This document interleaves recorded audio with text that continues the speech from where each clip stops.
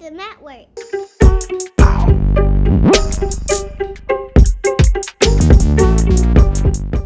What's up, everybody? Once again, it's Brand Man Sean, and I'm back with another link up. And today I am linking up with Dan Runcie. This guy is the CEO of Trapital, founder of Trapital. It is a publication that focuses on not just music, right? It really hones in on hip hop, but from the business perspective in a way that you don't see anybody cover. It's one of my favorite publications by far. He's one of my favorite writers by far because of the way he covers hip hop, but from this business perspective. We talk about branding and all those things so much from this channel, but really integrating the business infrastructural back end and the economics of it is what you'll constantly get from him. And it's something that you cannot miss. I'm not only a reader, I'm a paid subscriber to his platform. And I encourage everybody else to do the same. So without further ado, Dan, what's up? I appreciate you for being on, man. Sean, thanks for that great intro, bro. No, I appreciate it. Hey, happy to be here. For sure, man. It's from the heart, man. I really am a genuine fan of the work, man. And I want to say, like, you've been a writer for a while, and we'll touch on that.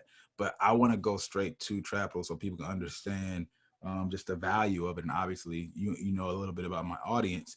So, like, Trapital, how would you describe it in your words in terms of what is your purpose of Trapital? And then I want to get into the journey, because he's also doing some things in terms of building his own fan base and building independent infrastructure and funding his own platform, which anybody can learn from. So I want to learn about that journey from as well. So yeah, definitely. So Trapital I started Trapital to elevate the discussion about hip hop.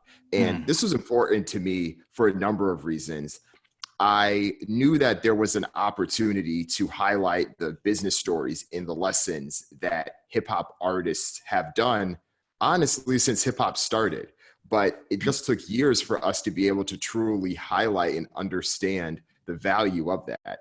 It wasn't until most recently that we saw Beyonce getting a Harvard Business School case study about her. Yes, it was great that she did that surprise album drop, but look at all the other masterful rollouts and promotional things that have been started from hip hop. And we just didn't necessarily see those types of things unless it was this once in a lifetime type story. And I think the folks like us that have followed this culture and grew up in it knew that we could learn just as much from your Rihannas and your Drakes or your Meek Mills from the small things that they're doing, the same way that your Wall Street Journal will talk about what Elon Musk or Mark Zuckerberg or Bob Iger or any of these other business magnates. So yes, being able to elevate that type of discussion, it gives the people that work in this industry or the people that are partnering with the people in this industry that level of insight so that they can make informed decisions. But it also shows people that, no, this is legitimate because this is what we're doing. This is what we understand. And I felt like I was in a prime position to be able to communicate that because I had done all those other types of case studies on all those other industries as well. And I've been doing freelance writing before Trapital was even a thought, writing about hip hop, writing about the business aspects of things. And as I saw hip hop becoming more and more accepted by society, I realized that there would be enough people that wouldn't just value it from, oh, this is interesting. There is an opportunity here to be able to build a foundation that others can benefit from. Yeah, man. I mean, I think that's it's such a sweet spot, man, from somebody who's an entrepreneur, somebody who's a marketer. Like when you did that and started the publication, I started coming across your articles. I instantly realized, yo, there's this void in this space, and I never even realized the void was there. But I'm like, yo, this dude is feeling it, right? Mm-hmm. Yeah. So, like, just to give people an example, really quickly, man, because I gotta ask you about this specifically. So here's the homepage, Trapital, amazing. My sister, who's a marketing, she's like in healthcare now, some stuff at Amazon. Like like everybody, not just like people in music. I was like, everybody I know who's in marketing, everybody who could appreciate business, like they need to see this. And I just appreciate that you write that stuff that can excite people who kind of nerd out on those type of things.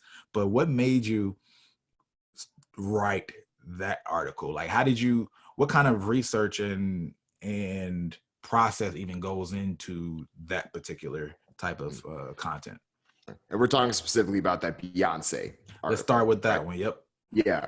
So with that one, it was the combination of worlds with the way that I view Trapital, because I knew that there's streaming, and the streaming space, both video and music, is constantly growing, constantly evolving, and people are always trying to figure out what's happening. But I think it's especially interesting with music artists because in many ways, they are the ones that are the most multi-hyphenate status, whether it's getting a Netflix deal, getting a exclusive deal with Apple back when they were doing those things. So seeing the magnitude of someone like Beyonce, and most people following this remember how big of a deal her Coachella performance was, Beychella. And then the next year, this documentary comes out, we start hearing the deals. It's a 3-part project, $60 million, $20 million each. So people are starting to pay attention. But I think what sparked me to be like, no, let's write about this, was when I saw people on my Twitter feed, people texting me all over saying, hey, Beyonce's a part owner in Tidal. Why would she not release this on Tidal?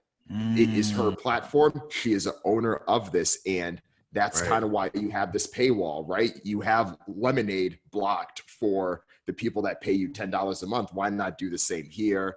And then she also had the Beyonce self-titled album paywalled as well. And that's when I took a step back and I said, no, there's a rationale. I was able to figure it out. But I think being able to have that concept and understand that, no, there is a reason why you want to be on a platform like Netflix, even though you have paywalled content elsewhere. The same way that I have paywalled content, you have a membership. Beyonce has that as well, but be able to reach the masses in some way. And if you're going to put your art out there in order to get people, why not have the opportunity to partner with a service that's going to reach 140 million people across the world, like Netflix? At their convenience, you can do that. And it essentially follows down the Beyonce sales funnel. Because if you look at all the things that Beyonce's done in the past 5, even going to go back 10 years, you have the top of the funnel. In marketing, I know you know this, Sean, but just for everyone else, top of the funnel is how you can attract the people that you want to spread awareness to. They may be less familiar with you. You want to attract them. You eventually want to interest them. So that's why she performs at the Super Bowl. That's why she does interviews with Good Morning America. That's why she does partnerships with The Lion King, a movie that's going to make $1 billion. And that's why she puts her stuff on Netflix. Then you get to the interest point where, okay, now we can start to attract the people that are the casual members of the Beehive, right? These are the people that would be more likely to buy her album. Maybe if they really like her, they'll buy tickets to the tour. If you're all looking at the screen, you can see this middle part of the funnel. This is the group that would truly listen into an Everything Is Love, or listen to 4, which was a popular, but maybe not as popular as some of her other recent albums. And then eventually down the funnel is the diehard Beehive.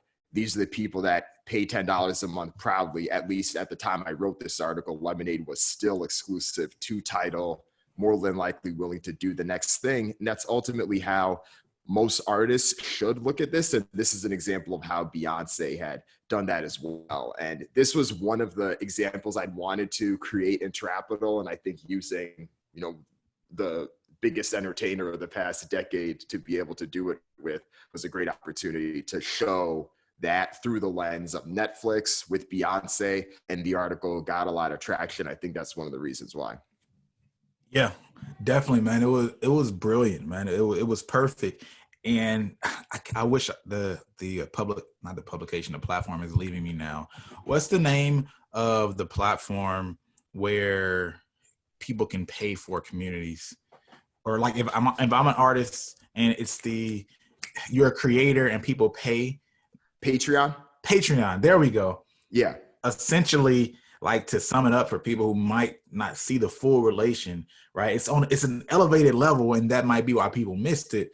But Tidal is essentially like her Patreon in that scenario, right? Right. Right. And you have, so I encourage artists to look at that, go find that, go to Trapital, check it out, and I think if it's still like on the free side, I'll link to it in the description, and really start to key in the difference, do the metaphor of what would be your version of it, because then you'll be able to also continuously break down different levels of the game, low and high, and understand where you work. Because I think so many artists struggle, and which brings back to the value of your platform, they struggle to understand where they are. They'll see a Beyonce strategy, a Jay-Z strategy, a Drake strategy, these upper higher level artists, and they want to do that, but they don't understand that there's still logic into it. And now you have to figure out, where is my funnel? What does my funnel look like now? It can't look like that at a certain point. So I really appreciate what you do from that standpoint. And yeah. And I think even with that, we can use ourselves as examples similarly, right? Because I'm like, if we're to look at like what you're doing, yeah, I think I've given you praise for this. I think your IG game is great, and being able to have the videos there, people want to get awareness. They see that, right? And then further down, maybe they'll get the, I'm signed to myself shirt. And then further down, then maybe they'll, sign up regularly for the, for the network. For your tier, to be part of the Brand Man Network. So, yeah. I mean, there's all these different levels of engagement, and I want to kind of get the idea and the perspective of you writing, or is that, and having people pay a subscription model. I understand that, New York Times, Business Insider, so many of these publications, even Billboard and all of them now, they have a paid model for certain levels of content. But I hadn't come across an individual writer who was also offering a paid tier into content, and also a community, which I just haven't been able to engage in yet. But I know there has to be some value. I want to get into that part of it more. What made you think of that idea? Are there other writers that did that and made you think of it? What was that process like? Yeah, I got the idea from seeing how people had structured their own independent publications in others' fields. So I saw that there were some prominent ones in tech. So there's this guy, Ben Thompson. He has this site called Stratechery, focused on the business of tech. So he's breaking down business models regularly, and he was charging $10 a month or $100 a year. There was another one, this guy that focuses on e-commerce, specifically Webb Smith. He's looking primarily at direct-to-consumer brands. His is writing, but he also has some data resources. So if you want to find out what are all of the DTC brands, people can pay for that content. And his is like $20 a month, but $150 for a year. And I think it highlighted a few things. And I think a lot of this is true to how the music industry now is today. There's so much technology out there that enables the individual to be able to brand themselves and to have that type of leverage that was only offered by the larger platforms. Because I'm sure for us growing up, in many ways, I remember getting ESPN the magazine or Sports Illustrated, and I was less concerned about the writers. It was more so I am reading a Sports Illustrated article. And I think that a lot of people reading the New York Times were similar. But now in this social media era, transition from institutions to individuals. So that now people can follow these individual writers or individual people on Twitter or on social media, and they themselves can often have the larger platform than the actual institution themselves. And when you saw the power of that, it's like, okay, if you can be the owner of that. So that's one aspect. But I think additionally, it's, I think, a little bit more valuable and it makes sense because you are focusing on a particular niche. The New York Times is covering everything. Wall Street Journal, although it is business nowadays, is covering everything.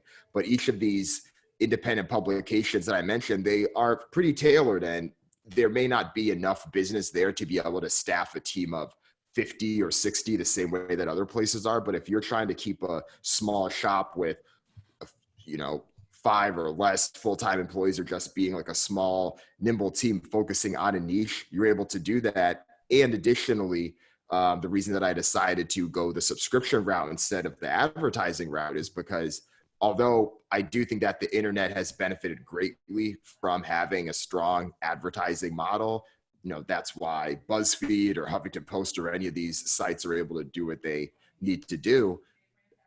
That game requires so much scale.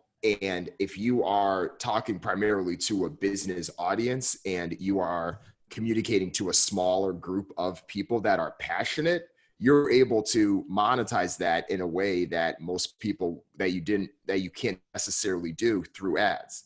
Ads, if you look at it that way, it doesn't matter whether you are the president of an organization or if you are a high school student. Your eyeballs are your eyeballs and you're getting paid the same. But if you're able to charge and segment your audience in that way, this kind of goes back to the funnel to that extent. You can highlight the fact that there is a certain type of person that is willing to pay for this type of content, and you're able to segment them off. And it in most cases isn't going to be everyone on your list, but you hope that enough of people on the list will, and more likely than not, if the content is good and if everything else is flowing, those things do fall in line. And I think that's where I've definitely put my focus with this, knowing that I'm speaking to a specific type of customer, a specific type of person. And as I've grown, been learning things a lot about not only this business model, but this segment and who is most attracted to the type of Trapital content. So it's been interesting. I love the fact that you're thinking about business models, basically that process that you went through, because that scale also means more energy, right? Mm-hmm. That needs to be put towards it, and you decided against it. Of course, leading back again to basic economics. So I would love to know your opinion on the state of artists, the independent artists in particular, and their approach towards business. Do you think it's getting better or worse? And how do you think they can improve in how they think about business, as opposed to, let's just say, things that are actually more superficial when there's all these opportunities that are economically sound, which at the end of the day, of course, just works out a lot better? I think it's a better time for the independent artist, honestly, than it has been before. And specifically from a branding perspective or from a business perspective, you're able to leverage the tools that are out there, leverage resources, and not only try to put your content on a SoundCloud or put your content on a distributor, you're able to get your name out there, and you're able to find the right types of organizations that can help elevate your voice. I recently had Steve Stout on my podcast, and he, of course, has put a lot of his current focus on this with United Masters. And I think generally his perspective is that he feels like he's literally giving these artists opportunities that they wouldn't otherwise get. I've also talked to a few of the other leads from other distributors, and I think they feel similarly. And I think it adds to a number of things, right? Because if you are an artist, you're looking at the way you're building your following, whether that is the people that are following you on a social media platform, if you're collecting email addresses from a website, if you're collecting phone numbers. I know that's something that you've done videos on as well. The more that you have this and the more you have access to these things, you're the one that can build up your leverage. And when you want to be able to partner as an independent artist, you already have the tools to be able to either try to get the type of licensing or distribution that you would want instead of just giving everything away. And that part of it is interesting. With that said, I do still think that there are some limitations that a independent artist can have relative to, your top artists that are at Republic Records, right? Your breaks or your weekends and so on. I think that it would be great for us to be able to get to a point where I think that they can truly be on the same level. I think that Chance the Rapper has been the strongest example of this that we've seen, at least in the past 10 years through this internet wave. But I think there's still a lot that we need to see develop there, because I think that it was definitely a little bit disappointing that Chance sophomore album, I mean, from a quality perspective, I don't think it was quite what his earlier work was, but that it couldn't reach the sales numbers that he wanted to. And I think some of that does speak to just how much things are still controlled by those big groups. I think one of the things that was floating around a few weeks ago was after the Coachella announcement was made, there was a follow-up graphic of the Coachella artist, but instead of the artist names, it had the agencies that represent those artists. It was all the big agencies. And although that's just one instance, it just goes to show, even if you are this rising independent artist that has control of your domain, if you want to get into these biggest rooms where they are the gatekeepers, the majors still have that ownership, and that may change over time, but we're just not there yet to that top level. I don't know, man. I feel like just due to human nature, I feel like there'll always be gatekeepers in certain, areas, right? I mean, it might change. It might become a different type of gatekeeper. It'll be a different DNA of person that's in charge. Mm-hmm. But something will develop over time, right? There's always establishment and then anti-establishment until anti-establishment becomes established anti-establishment, right? Right. Yeah, because I think the one thing I think about are two examples. I know that Drake will be up for a new deal very soon, and I do not see Drake going the independent route. I think Drake will continue on this. I think he will leverage and use all his power to get the type of deal that no one else could get, but I don't think he's going to go the independent route. And it makes me think back, I think last summer, Troy Carter was on a panel, and they were talking about Taylor Swift and her whole thing with Scooter Braun and getting her masters back. And he was just like, hey, when Taylor Swift had the option, she went to Republic. It's not like she is on TuneCore. And that is not meant to be a knock on TuneCore by any means. It's more so an acknowledgement of the biggest artists, even though they have the clout to be able to do all the things that we know that an independent artist could do today, are still choosing to go that route. So why do you think that is? I think that there are strong business opportunities that those big artists get from having their name everywhere and from the backing that those major labels can do for them at that level. And even if they have the strongest management team around them and all the people around them to do all this stuff, it still won't get to that level. And the benefit of them being at that level and all the opportunities that come aren't greater than the benefit that they would have had if they went independent. And even though they had a higher ownership stake of their particular pie, the opportunity still wouldn't be as big. So I think that's one thing. And I think the second thing is ego too. I mean, these artists enjoy the fame and everything that comes with it. And honestly, not everyone wants to do the chance thing of like, okay, my album isn't, selling the way I want to. Let me hit up Lyft and see if I can get free copies of my album included with anyone that drives a ride under $10, which is what he did shortly after his album came out. The ego and all the things that a Taylor Swift or Drake would have to acknowledge to do that, they don't want to do that. Got you.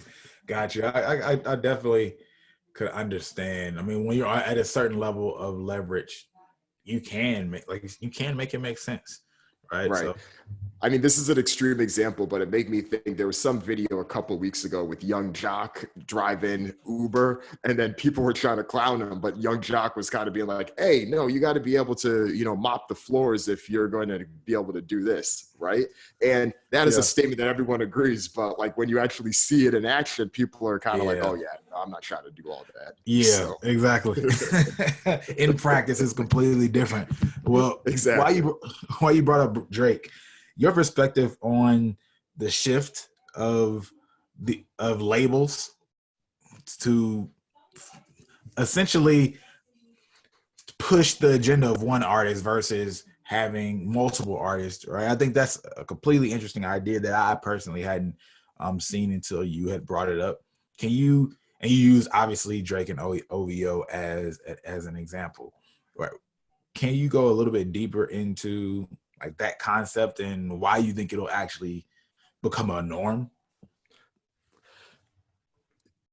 like when we were growing up, there were a number, it was quite common to see multiple superstars on the same label.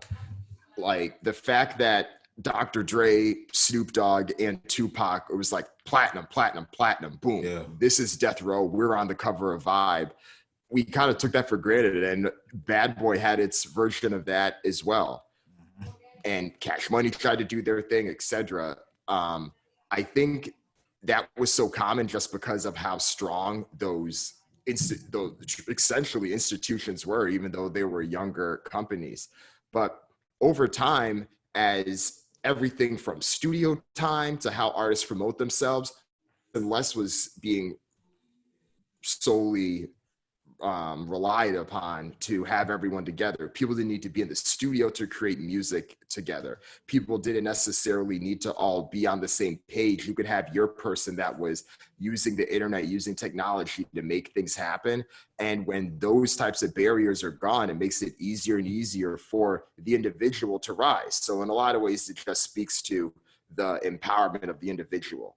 But with that said, we started to see a trend of less and less groups, right? The reason that we had groups in the past in a lot of ways is because studio time was expensive and being able to get represented was expensive. So it was like, who are the 3 rappers you can get together? And then maybe the star could break out and then maybe they become the artist. In the days of individual artists, you just see a little bit less of that. And now if anyone does it, it really is by choice and it isn't by requirement or by essential the way that it was before. So that same type of mentality, I think, is transferred down to how record labels are as well. Because I look at an OVO and even to some extent a TDE or a Dreamville, these are record labels that were started and founded with the vision of one particular artist in mind. With TDE, with Kendrick, Dreamville, with Cole, and OVO with Drake. So they're able to start there and build through that. But with that, I still think that there is an innate pressure that they are held to this standard of trying to recreate No Limit, trying to recreate any of the other iconic labels and try to sign artists to their label. But when we truly break it down, the teams and the people they have around them are best built to help serve their careers. So one of the things with OVO is that they've often gotten knocked for it being a Drake factory, and people are just there to either give Drake a point to jump off on what the latest trend is. Like when Party Next Door was doing his thing like 5-6 years ago and everyone was like, oh yeah, that's the wave, that's the sound. Yeah. And people started to follow that. I think that a lot of people have knocked that, but honestly, OVO has done extremely well from a financial perspective, and most of it is based on the brand of Drake himself. There's apparel. OVO has its name on a practice facility for the Toronto Raptors. OVO has a festival. All of these things are solely focused around this one artist. And even though the media may knock him for this, like that isn't going to change anytime soon. I mean, OVO literally put out a collection of loose albums, and that album sold almost as much as most albums did this past year. And part of that is Drake, but yeah, a lot of that is Drake. And I think it's because when you have a team like that, there are certain decisions. I think we see that and this is where I think that OVO differs from a Dreamville or a TDE. We saw Drake get all of the focus and put out near annual releases, and all of them dominated the charts whenever they did for the past 5-6 years. Mm-hmm. Kendrick and Cole were a bit more selective. You can tell that they put a lot more things invested into developing their artist. You had compilation albums like The Revenge of the Dreamers, which was on its 3rd one now. TDE had its nationwide tour. He made sure to get all the TDE folks on the Black Panther album. In some ways, people may not look at it this way, but they had to take a step back from their own career to make that happen. And that isn't necessarily a bad thing. I think I appreciate everything of J. Cole's vision and what he's done to be able to nurture those artists. But that means that we're not getting as much J. Cole as we probably would have, versus Drake has been a bit more relentless to be like, no, this is my I may not say that publicly in the media, but this is mine. 40 and Oliver, those folks are here to support me, and we are going to pump this train. And I think given that, and when we look back in retrospective, I think more artists are going to start to follow that model. Because when we look at things of building the funnel, and as the people listening to this, they're thinking about how to do this for themselves. So if they do that and then they have their teams around them, that's only going to grow over time. Right. Since they have the ability to have more and more power in focused in-house anyway, naturally everything. Okay. That makes sense. You would have to actually be thinking about building a label infrastructure almost from inception to successfully do it. Or it makes it very difficult when you build everything around yourself to all of a sudden say, hey, I want to take in other artists and make these artists as successful as myself, unless you take a huge step back. Young Thug is kind of a version of that as well, because he took a big step back and really missed. I feel like Roddy Ricch is doing what Young Thug could have did. Yeah, as far as level of success, because his last album was damn good, but I feel like if he did that album and dropped it like 3 years ago, the level of impact would be ridiculous. I know. Back like if that was if this album came out like right after Barter 6. Yeah. It would have. We could talk about a whole nother Young Thug at this point. But that does make a lot of sense, and I just feel like in society we're in that place in general where so many things are becoming more, whether you want to call it selfish, narcissistic, or just self-centered in the most simplistic version of the definition, because we're allowed to be in our own, confines and build our own worlds up due to technology, right? It definitely would make sense for artists to have. It would be I guess the music industry would be mini empires versus those few core empires with tentacles into some smaller empires that are still larger. So okay, that definitely makes sense, and I appreciate that perspective, because I going back to you as a writer who's building his own platform and has the ability to do it. You can, right? Due to just the climate we're in today. What has it been like in the actual development phase for the revenue process, or how you look at sales? Is it more you just set them up, right, and you just do basic funnels and you don't really pay too much attention to it because it was like, I want to write and let's see if this thing grows? Or have you really been focusing on it as truly a business model that you're trying to grow intentionally? Yeah, I would say it's more the latter, because I did a good amount of thought and research before I had switched over to, or not even switched, but before I launched the paid platform, and truly before I started Trapital, because I said, I want to be able to grow this. I want to be able to build an audience and use the newsletter as a way to be able to say, hey, this is a regular beat. This is consistency. Each week, I'm going to be in your inbox telling one of these stories that I think needs to be highlighted. There are hopefully some insights that you could gain, whether you're in this industry or you're indirectly related to it.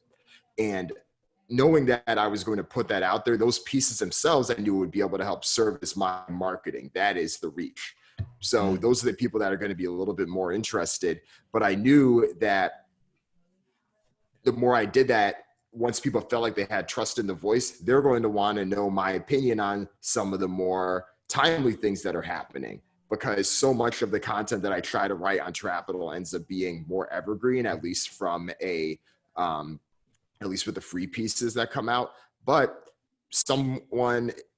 people are going to value, hey, what is the take on what's happening with the Grammys? It looks like viewership has been down. It looks like hip hop artists aren't really coming out for it. What's your take on it? And I want to be able to have a platform for that where I could do it, because I think you could do some things on social media here or there, but I knew that being able to put something like that for the people that are most willing to be interested in that would be valuable. And if I did a Venn diagram of who are the people that would be willing to pay more content and the people that would be interested in something like that, those circles are going to be fairly close. So that's when I decided that, yes, I can put the evergreen content out as the content that is available for everyone. It helps establish the credibility and the voice, and then people that aren't aware of that, once they join the email list, can see more of what those things are that are getting talked about on a regular basis. So I knew that there was value with that. So that was my intention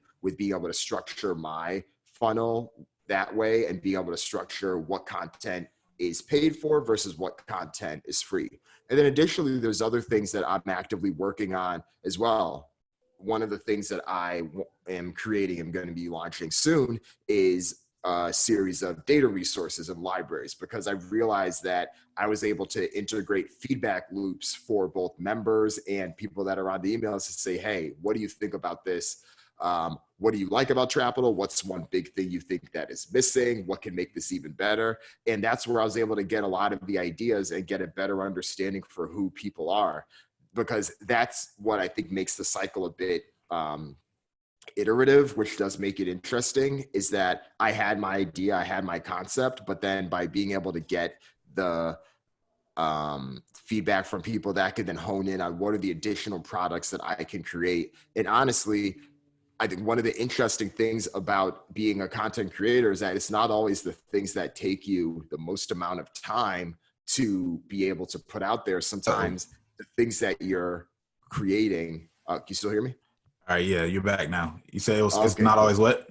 Yeah, it's not always the things that take the most time or the most time intensive that will be of value. Sometimes it's the things that you're creating on the process or the complements that you're creating that can be itemized themselves as things to be put out there. So for instance, in order to write the articles, I need to have a pretty good track for who is signed where, who are these artists, or what are the deals that have happened, who is invested in what, who are the rappers that may be cashing out big when this IPO comes out. So instead of just having those things in my head and in scattered Notion and Evernote pages, why not take that, curate those, and put them in as resources that paid members can get? That's something that I'm working on right now. And I think just given the people that are in it, I think that's something that will be valuable too. And that's one way to share a little bit about the process, bring people behind the sausage making aspect of how something goes from one to the other. And that's how I'm actively thinking about it. So, and I look at podcasting similarly. What are the type of ways that I can either repurpose the content I have? So there's another writer, Sherry Hu, and her and I wrote about the same topic, cross-collaborate on each other's newsletters, and Yeah, that was dope. podcast recording about it. And those are the type of things I have in my head, because what are the things that are top of the funnel to be able to attract people versus what are the things that the core customers that we can segment. And I do think everyone, whether you are an artist, whether you are any type of creator, you have people that are super fans, people that are casual fans, and more likely than not, the super fans or the people that want this business perspective are the ones that are going to be more willing to pay. And how can you increase value in a way that makes them want to be able to not just support, but have something that they'll be able to find valuable and useful? Definitely. I can definitely attest to the fact that once you have a closed group, right? Once you filter for people who have a certain level of commitment, there's an infinite number of potential products or content or whatever you are trying to create, right?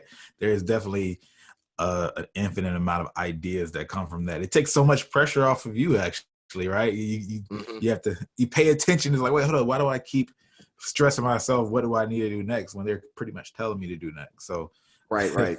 Like one example of that actually was I included a sign-up survey for anyone that just joins the free email list, and just had a few basic questions in there, like what's one, so if someone, so first there was like, what field do you in? Do you work in the music industry? Do you work in tech? Do you work in brand, or so on? So when someone clicks it, one of the questions is, what's one of the biggest challenges you currently face? And I asked this question to get an idea for what people are thinking of, because if you're signing up for this list, there's probably some interest you have in hip hop.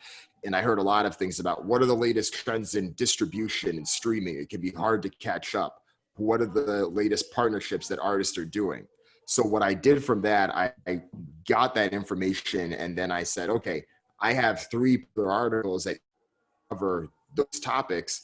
Let me put this into a PDF and make this a lead magnet. So I know you know this, Shama. For those that don't know, a lead magnet is something that you create that is a way to be able to capture some type of information or some type of content that you might want from the other person. Most likely than not, it's an email address. For some of you, it could be a phone number if you're collecting a phone list, or some other type of way to be able to exchange that. And then you have a connection directly to that person. And you're using content that you already have. You're just finding a way to package that and using that as a lead magnet. For the past few months since I've done it has been pretty powerful for me. And I think I'll continue to do things like that and be able to just look at what people are telling me, what are the things they want. And if you're able to create those systems in your own product, it can go a long way. Yeah, man, the idea of just content really living forever, whether you're an artist, whether you're a writer, whatever you do, right? You create videos. Once that stuff is there, digital products, the idea of being able to repurpose it again and again and again, it's one, it's beautiful because the fact you're putting yourself at a competitive advantage at a certain point, because now you have this pool to draw from. You've created a resource pool. You now have an asset to draw from. Right. You create new content. You can create a podcast based off of these topics. You create exclusive environment, whatever those things are. As an artist, like just because your song did whatever it did individually to consumers, it can still go into a cartoon. It can still go into a commercial. There's all these additional opportunities. There's still people who don't know what it is and haven't seen it. I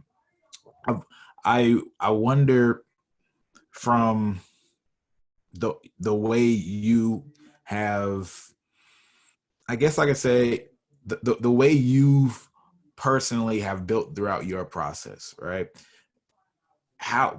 Where do you think you would go after this core business model, right? Is it something where I'll take this content and then maybe at some point even think about IP?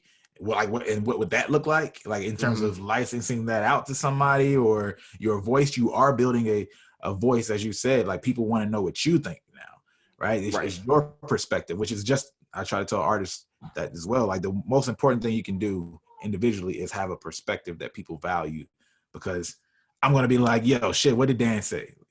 What did Joe Budden say? I wonder what Joe Budden thinks about this, right? Like whatever that is. Have you thought about different ways you want to do that with your content to after this scale, or with you as a personal brand? Yeah, I've thought about both of them. I think from a content perspective, I do think that there's a lot of opportunity with licensing specifically. I've had a few of the larger organizations reach out, some of the larger media players that also cover this type of information, be like, oh yeah, we should work together, right? And it's always this type of thing where, yeah, whether it's a particular topic we want to do, sure, but you can't just go give everything. Like that's the IP, right? You want to be able to keep that, even with the ideas that are thrown out there. So I'm thinking about those types of things. And I think that whether like video isn't something that I've necessarily pursued steadily yet, as opposed to the casual Instagram clip or story that I'll post. So I've been thinking about that as well. But the one thing I am thinking about is what Trapital looks like, being able to serve a little bit more of that business customer that is a bit more interested in a more integrated opportunity. So one of the things I've looked at is there's a lot of people that read content and are trying to figure out, okay, how can we apply this to the strategy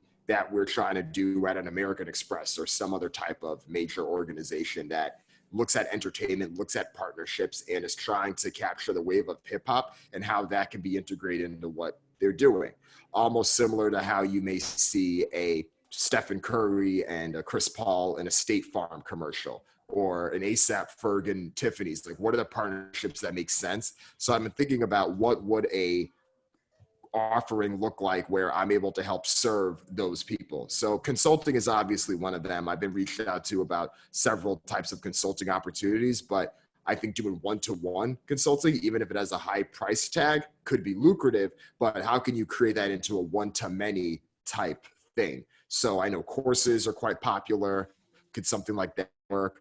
Or some other way to be able to have types of contracts in place where you can go, whether it's a seminar or something like that, to be able to extend Trapital. Because I know myself, bringing this full circle back to the niche, I've been able to get a lot of people on the email list that are interested in those types of things. So being able to create a product around that, I think could be interesting as well, because it is a bit more strictly the B2B product. And I do think that not only works well from a financial perspective, but it allows me to do more things on the awareness perspective too, and be able to help extend the reach of that. So it's one of these full circle things that I think can hopefully benefit me down the road.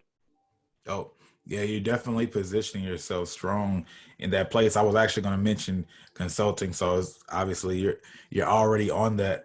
And I think you're speaking of, really, you're a perfect example of the power of positioning.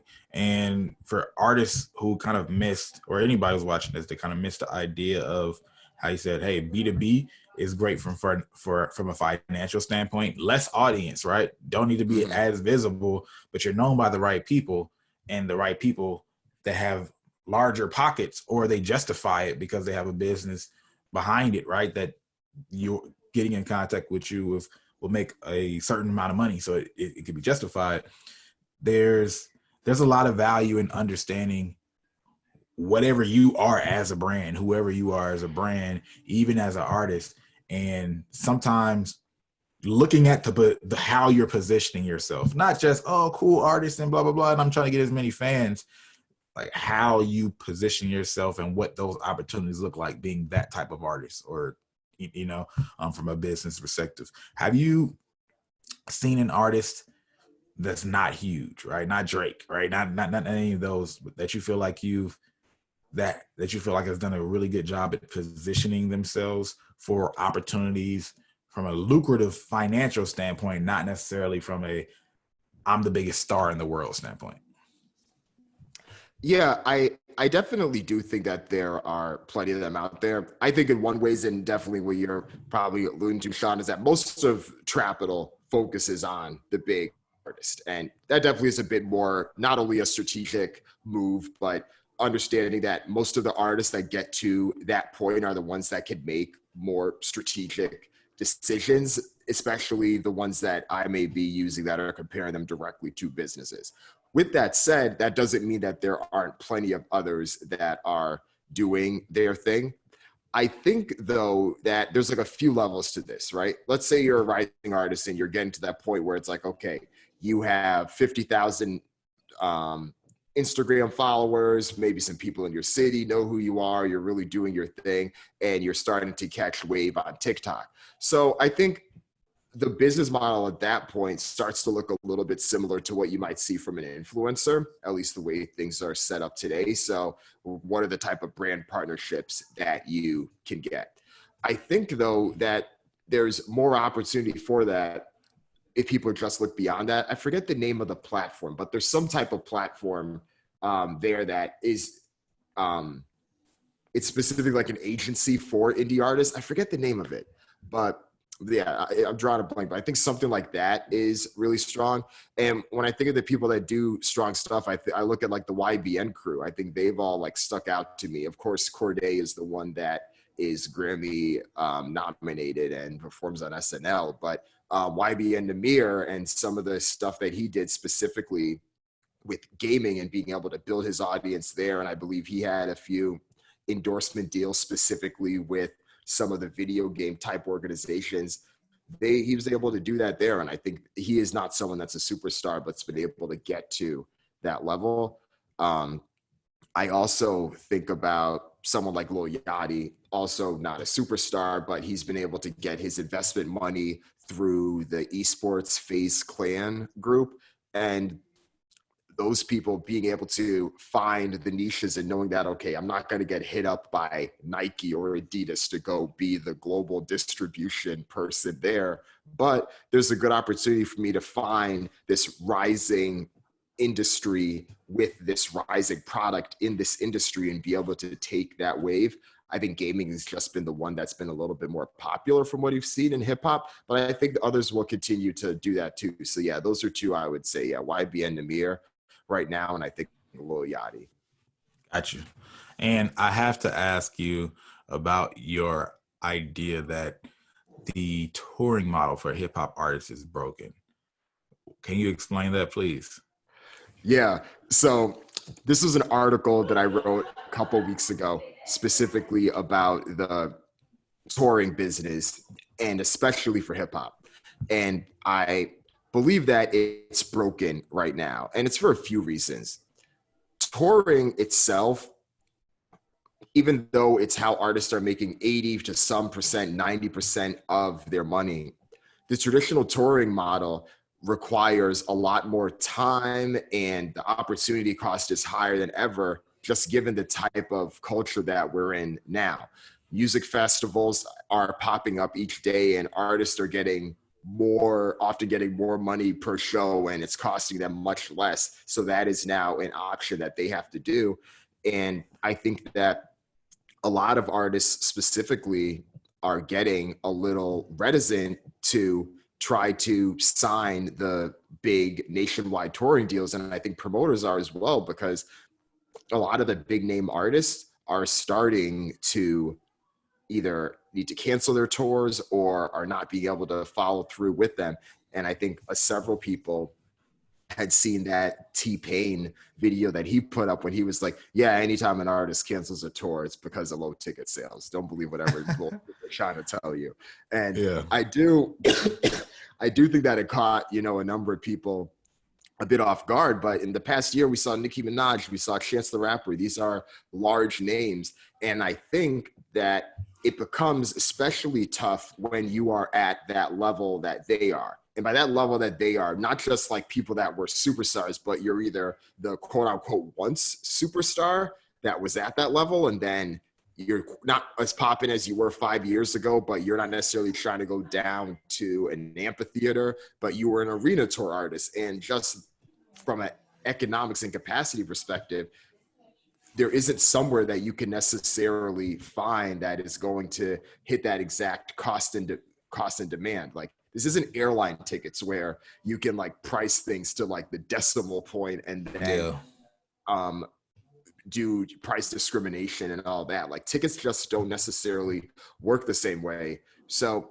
I think that artists are going to be a bit more itemized in how they do it. And I think touring right now, so if you're a rising artist, in a lot of ways, it's like, yes, at the club level, it's perfect. I think it still works at the club level. You can find the small gigs, build your rep in your city, do what you're doing. I mean, this is what Meg Thee Stallion has pretty much done up to this point. This is what DaBaby has done up to this point. But then when you're at the level that they are at now, where everyone now knows who they are, they've made their money, a lot of their teams are thinking, what's next, right?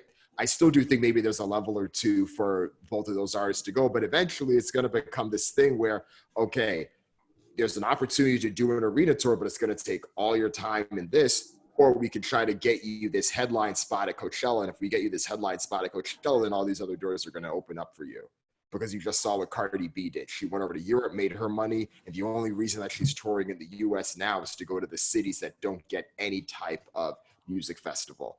And that is what's now broken. We used to see artists go on this linear path of just going boom, boom, boom, boom. And now it's like you go boom, and then the opportunities start opening up, and that traditional model isn't the way that it once was. So you essentially, your leverage now outweighs the traditional model, where it doesn't make sense, because we have all these opportunities like festivals that are going to pay a buttload, and you're not going to even have to worry about the optics so much of not having a crowd, right? All of those things, and as you get into intensity, overhead, all those types of things. So right, and I didn't even add in the aspect of artists starting their own music festivals, because that's now another option that necessarily wasn't there before. That's definitely a thing in and of itself, and it's interesting to see that. I've seen a few artists with some good music festivals that I would love to go to based on their headlines. Her was probably the last one, like artist music festival, where I was like, oh my gosh, I wish I could go to that one. Right.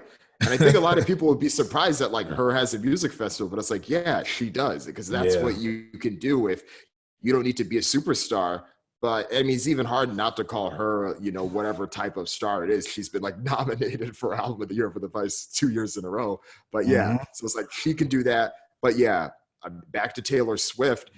This is someone that lived in football stadiums for the past few years and could sell them out at a dime. And now she's like, no, I'm good with that. I'm going to start my own music festivals in Boston and LA. And when people at that level start doing those things, that's when people really need to take notice. I'm going to be very interested to see how Beyonce goes about this next tour after this next album comes out. That goes back to that individual model, right? What Taylor Swift is basically doing the Drake, right? Like, yeah, building her own from ground up. I've seen so many smaller artists do that. I mean, I think Rory was probably the first artist that I saw do his own music festival. I don't know if you know who he is. A kid from Atlanta with Love Renaissance. That's how he broke in. But it was called Roar Fest. That was the first artist that I just remember was like upcoming, had their name as a part of it, and that I really paid attention to. And we're in that era where starting a music festival is easy. Like I started, my true breaking into music came from growing a music festival from 0 to 1,000 almost out of nowhere, right? So I understand the nuances of it, and the idea, though. Like, all right, so this, I would love to get your opinion on it, because one reason I don't, outside of personal reasons, and I just didn't want to go that route, and I felt like my energy was spent best elsewhere, because it takes a lot. You got to do it with a lot of people in terms of music festivals. Margins are pretty low, right? My opinion of festivals is, I think at some point there's going to be a bubble. Right, because it's becoming this saturation of them. There's festivals easy to create. It's popping up every single day. People are throwing that name on it. The quality isn't necessarily always there. And even if you think about, Europe actually went through a festival bubble probably half a decade ago at this point, maybe longer than that. Right? Do you think that the U.S. like has that opportunity? Well, not that opportunity, that possibility is here, and if it's soon, do you think that there might be a bubble? Yeah, it's interesting, because I definitely agree with a lot of the sentiment. I've heard a number of people question this as well. It's kind of like every spring when the lineups come up, people are kind of like, okay, what's happening? But I think the reason I say yes and no is because there is still an opportunity for a festival that hits a niche that isn't being served right now. And I think when we see stuff like that, I mean, just for instance, not that this is a niche, but when Wayne has his Louisiana festival, I'm not sure if there's necessarily anything else that's like that. So that is in itself might be necessarily hard to replicate, or even say that is adding to the saturation, because that is always going to attract the fans from Louisiana that have grown up with this man, and they will go to that festival for as long as they live. The festivals that saturate the market are the ones that are just started in cities for the sake of like, oh, our city doesn't have a festival, so let's have one that seems like everyone else's. I believe it was a few years ago, Pitchfork had this chart that showed both the saturation and the commonness of festivals. And it was, I believe, is a festival like In Bloom in Houston, or a festival like I think it's called Boston Calling, or whatever the one is in Boston. Those were generic festivals, and those are the type of ones that will cause the bubble to pop. And if the bubble does pop, those are the ones that'll suffer the most, because those are the festivals that are getting outcast to perform, 40 times throughout the year. And no one necessarily wants to do that. But if you are unique and you're finding a way to get the voice out there, like if the festival bubble pops, it isn't going to affect Tyler, the Creator's Camp Flog Gnaw, but it may affect all of these other ones that are just trying to be like, what is the Houston version of Lollapalooza? What is the, what do you call it, Charlotte version of Bonnaroo? Those are the ones that will pop. Exactly. So, because my perspective from an inside, I was thinking more from a business model, and where I wanted to, if I were to grow, right? And I would want to grow to a certain size. This is my core business model. If I was a festival guy, right, promoter, and I just wanted to grow festivals. I looked at it from the standpoint of, shit, you're dealing with a lot of people, and the margins are pretty small in comparison, especially coming from tech, right? Like, it's like, dang, that's a lot of stuff, and dealing with those margins. And even if you look at sponsorships, the larger festivals, there's a lot of huge festivals that still have trouble dealing with sponsorships, right? And overhead oftentimes increases because you're dealing with more space over time. So I hedged my bet a little bit by first doing it indoors, right? Which allowed me to overtake production, create a far more in-depth experience, right? Which is really cool, allowed it to grow fast, but also from a margin standpoint, right?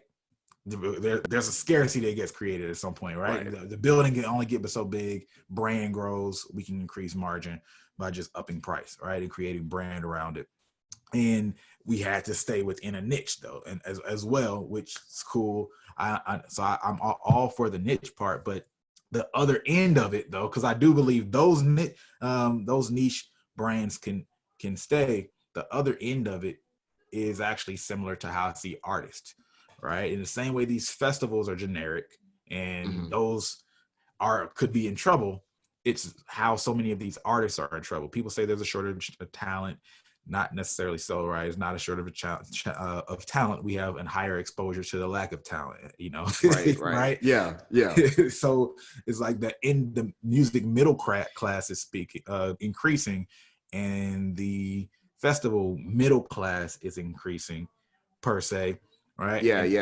And that's where I feel like some of the bubble might come, or the perspective at least of bubble, because some of those people who are up here, right, but that aren't the best of the best, those are the people who struggle, right? It's just like a recession, right? It's the middle class that always gets fucked over in a recession. Yeah, exactly. Or like, I've always been here, and the rich people are going to be just, up there. So hearing you break that down, it made me think about the last recession and a lot of the restaurants, right? High-end restaurants were good. McDonald's was good. McDonald's, I think, actually thrived during the last recession. It was your Applebee's and all the restaurants in that group that got hit. Positioning, man, that really speaks to positioning. I did this, and it was actually outside of music, at all. It was around retailers. But when I charted this, it's just like positioning is that's like your survival, right? If you're positioned as that in middle somewhere, but like you could be rainbow and like McDonald's, right? Back to just use your example, McDonald's and the high class restaurants. If you're there on that edge, then you're pushing something very unique, or just have a very high volume,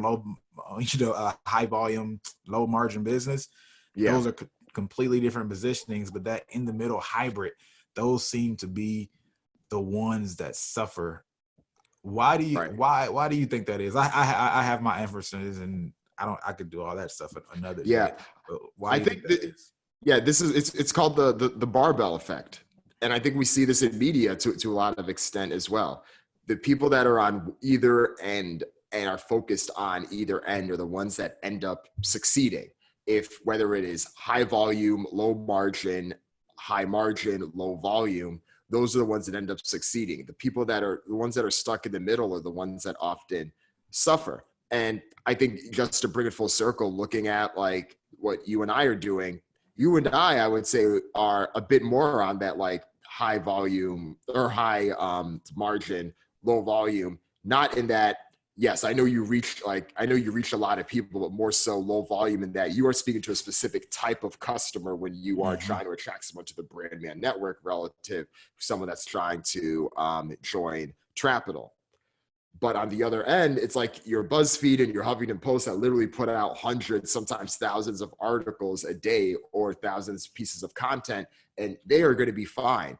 It's the brands that are, or not the brands, but it's the publishers that are in the middle that are kind of covering a few different areas. And when you do that, you don't necessarily have an identity. And I think they had an easier time because they used to be the niche ones before the individuals got their power, right? So they used to be the niche ones. So they were at the barbell effect, but then the culture moved. So then the individuals ended up being at the other end of the barbell effect, and then you became in the middle. So then the people that are in the middle at that point, those are the ones that ended up getting hit. And I do think that is the way that things have always been to some extent, but the internet and technology just shifted the pulse, and you always got to be ready because you don't want to be caught in the middle of that. 100%. Never get caught in the middle. Like we can simplify it to one thing. Well, hey man, I really appreciate you for hopping on, man. And it was something you said in the beginning that really clicked in a way that hadn't before, but just the value of what you do, right? It really, like culturally, it truly does not validate, because it doesn't necessarily need validation, but it truly does express the depth and the brilliance of people in our culture who are really doing things, right? Because that business aspect is not highlighted. I never have thought about the fact that, not being highlighted is almost an absence. It feeds this mentality of just being talent, right? This perception of it just being talent, and just you breaking down the brilliance actually markets our brilliance, for us. Right. No one's really doing that, or very few people are truly doing it in that way and breaking down, hey, this person is really thinking, this person is moving, and they're not just this dancer or this great singer. And it helps. It's the foundation of people actually appreciating that aspect of it, and it goes, and there's so much that comes down from that. So I just want to say I really appreciate the fact that you're doing that, because without that, there's certain deals that won't happen. Like what you're doing is going to lead to certain deals and people thinking about us and perceiving us in a completely different way. I appreciate it, bro. No, thanks, man. I appreciate that. I think one of the clicking points for me as well, this is with one of the other subscribers. He had said that him and his team, and they're building an app related to podcasting. It's sort of in beta, so I won't put all their information out there, but they're building something in the podcast space. And he was saying, he's like, we were stuck. We're trying to think about how best to like get our customers and this and this. And he's like, I read your J. Cole piece that you wrote on how his Dollar in a Dream tour is what is making him millions and how it's still continuing to do so. And reading the breakdown of how those free concerts created his day one fans, and that helped evolve the lesson of the story of J. Cole, and that feeds into his 2014 Four Still Drives, which anyone that follows him know that was kind of a pivotal album on what we think of J. Cole. He's like, reading that helped bring clarity for me and our team. So thank you for that. And I think hearing stories like that, it's like, okay, yes, because it helps hip hop, but the way the stories are written, you should be able to get something out if you are in an adjacent industry as well. So I'm glad you recognize that. I definitely appreciate the kind words, and likewise, man, I know that this was definitely a conversation to learn a little bit more about Trapital, but just from a personal perspective, text message marketing is something that I'm going to be exploring soon. I remember looking at the video you had breaking down Superphone, and I watched it a couple of times just because I'm like, no, like there's other people, experts that look like us and understand how this thing works and leveraging each other. And I really do appreciate that. So no, man, respect. Dope, man. Thanks, man. Hey, tell people where to follow you. So what I do say, if you are interested in this content, first, go ahead, go to the website and join the email list. If you go to trapital.co, trapital.co, go there, join the email list, and then you will start getting these insights, these same type of articles and these topics that we talked about today in your inbox. If you do that, and otherwise, I'm at Runcie Dan on Twitter. That's probably where I'm the most frequent, but as Nipsey Hussle did say, tell people to follow you on a distribution platform that you own. So if you are interested, go join the email list. Hey, I love it. Hey, without further ado, everybody, that's Dan Runcie. It's another episode of Linqup. If you like this video, go ahead and like button. If you like it, you might as well share it. And if you're not subscribed, you know what to do. Hit that subscribe button. It's the network.